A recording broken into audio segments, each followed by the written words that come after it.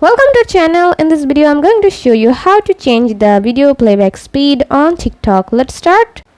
At first you have to open your TikTok app, and in here if you guys tap on a video for a long time, then a menu will pop up and then you guys can see this option, playback speed. Tap on here, and then if you want to see the video in more speed, just tap on here. Then you can find out this video in more speed.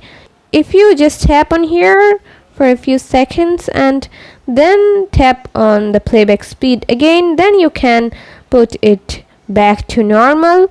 Or if you just want to make it slow, then tap on here. Then you can see the video in slow motion. So this is how you can change the playback speed on TikTok video. See how easy it is. We put lots of effort every day through videos to make your life better. If it helps, please subscribe and like. Until next time, bye bye.